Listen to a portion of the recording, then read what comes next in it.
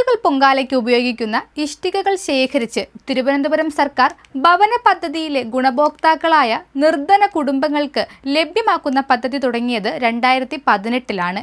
ഇന്നത്തെ Vattiyoorkavu MLA VK പ്രശാന്തിന്റെ ഭരണകാലത്ത്. പിന്നീട് വന്ന ആര്യ രാജേന്ദ്രന്റെ നേതൃത്വത്തിലുള്ള നഗരസഭാ കൗൺസിലും ഇതേ പാത പിന്തുടർന്നു. എന്നാൽ ഈ പദ്ധതിയുടെ പേരിൽ അന്ന് മേയർ ആര്യ രാജേന്ദ്രൻ നേരിട്ടത് നിരവധി ആരോപണങ്ങളും അധിക്ഷേപങ്ങളുമായിരുന്നു. ഈ പദ്ധതി ആരംഭിച്ച കാലം മുതൽ അതിനെ എതിർത്തു വന്നവർ ഇപ്പോൾ നഗരസഭ ഭരണത്തിലെത്തിയപ്പോൾ പദ്ധതി തുടരാൻ തീരുമാനിച്ചു എന്നറിയുന്നു. അത് നല്ല കാര്യമാണെന്നും അതിൽ സന്തോഷമുണ്ടെന്നും MLA VK പ്രശാന്ത് പറഞ്ഞു.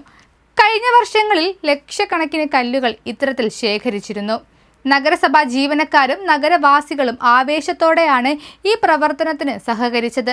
പല സ്ഥലത്തും നാട്ടുകാരും സന്നദ്ധ സംഘടനകളും ഇഷ്ടിക ശേഖരിക്കാൻ രംഗത്തിറങ്ങുകയായിരുന്നു.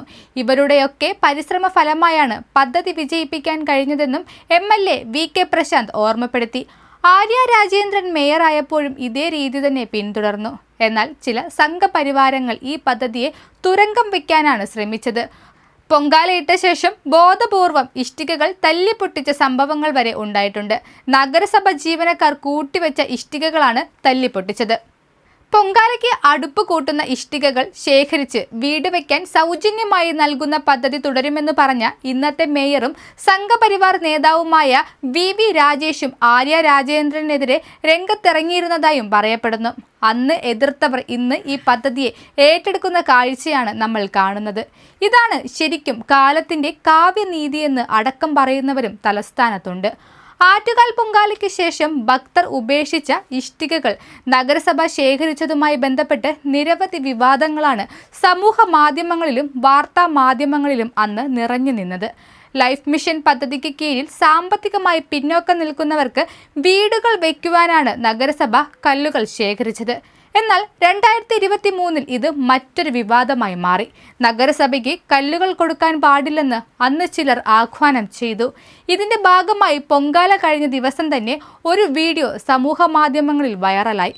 ലൈഫ് മിഷന് വേണ്ടി ശേഖരിച്ച ചുടുകട്ടകൾ നഗരസഭയുടെ ഒത്താശയോടെ സ്വകാര്യ വ്യക്തികൾ കടത്തിക്കൊണ്ടുപോയി എന്ന തരത്തിലാണ് വീഡിയോ പ്രചരിച്ചത്.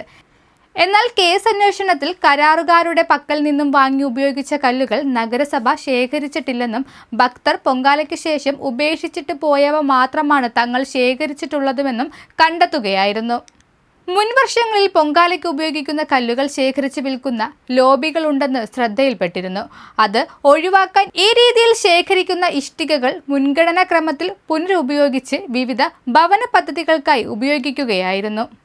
ഏതായാലും ആദ്യമൊക്കെ കുറ്റം പറഞ്ഞെങ്കിലും ഇടതുപക്ഷം കൊണ്ടുവന്ന ഒരു പദ്ധതി ജനങ്ങൾക്ക് ഉപകാരപ്രദമാണെന്നും അതുമായി മുന്നോട്ടു പോകുമെന്നുമുള്ള BJP മേയർ VV രാജേഷിന്റെ തീരുമാനത്തെ പ്രശംസിക്കാതിരിക്കാനാവില്ല.